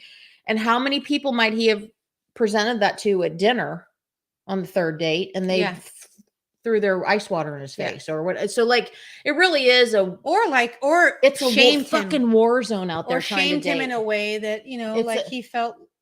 Because I'm sure there's lots of people who would have been like, oh my God, that's, you know, whatever they want to Mama say. B says you were very understanding. You did the right thing. I agree that you did the right thing. You know why? Because you did something that was in alignment with who you are, and you have to sleep with your decision. Yeah. We don't know what it feels like to be him, but I will say this. I'll leave you guys with this because we're already an hour, 40 minutes. Thank you for bearing through. Honestly, thank you for still being here. Yeah. I mean, oh my gosh. We're only supposed to be on here for an hour. And I do want to say before I forget, because I do have a little bit of a buzz, please leave us some constructive criticism. Let us know what you want to see us talk about. We want to make this grow for ourselves and for community and all that stuff. What does Marta say? It's respectable that he shared it, but I personally would have preferred that he tell me through text. He tell me through text that he had something to say and ask if we could talk.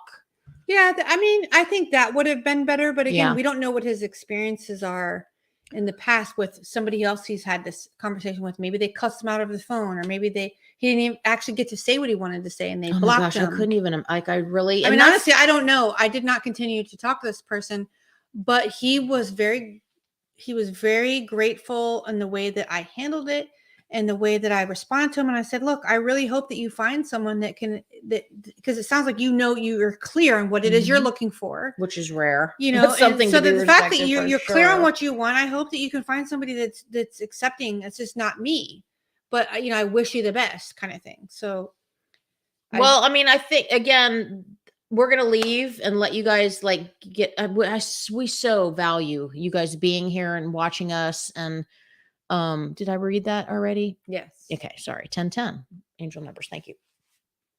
Thank you for walking us through this. Alicia's about to hit the road in a couple days. We are just in a couple weeks. Well, I mean, you're leaving the house. She's leaving my house that I've been living in. Mama B says, great show. We did not pay her to say that. Thank you guys for coming and just bearing with us. I can't say that enough. I just have so much gratitude for what we're doing here and that you guys come and watch us. And we're happy if no people watch us, but even more happy if we can look up and see numbers on there and then people watch the replay. We're only trying to showcase fun. We're trying to showcase enlightenment. We're trying to showcase growth and in your fucking spark, thinking outside the box when it comes to how you live your life. Yeah. Owning your shit, being you. Yeah. Right? And, you know, tonight's episode is the Folly Forward Girls After Dark. So this is not a normal this is an exception. We are not going to be drinking and sharing dating stories. This was a one-time experiment to see, like, how was this for everybody? So please give us some feedback. Did you like it? We don't have to drink the next time. I definitely am not planning on making those gummies in again. I might. But, you know, we just wanted to, we've had a few people say, hey, if you're two single women out there, you know, trying to like get involved in a podcast and share stories, do you have any dating stories? We've had that. So that's how this whole episode came about.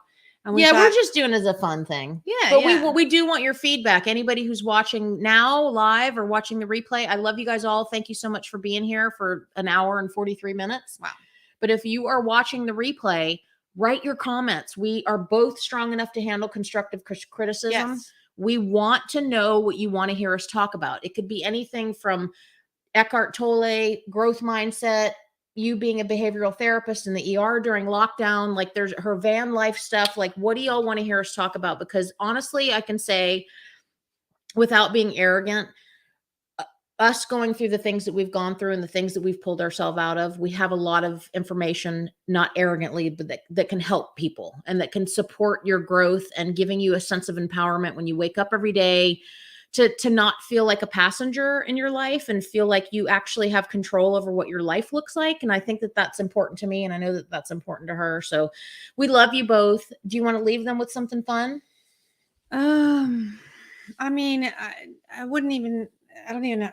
Something fun is not what I was thinking of, because you're saying all these things and I'm not, my mindset's not. Well, thinking whatever about you want to leave something them with. fun, It's up to you. but I'm giving her the last word because I have such a big mouth. I always doubt that's bogart. going to happen, by the way. You typically do have the last word, but I do have to say that not only have we met at such a young age and overcome a lot of things in our life, we also went like this in our lives and had different life experiences and different things. And it's so crazy how so much of the personal growth that you have been on, that I have been on, we've paralleled in so many different ways and had all these different experiences that we have learned from in different ways. And you have different life experiences. I have different life experiences. You have different. We have both have different educational and training, and we haven't even tipped the ice, right, like hit the tip of the iceberg. We have a unique way of relating to people because of our childhood and growing up in a small town,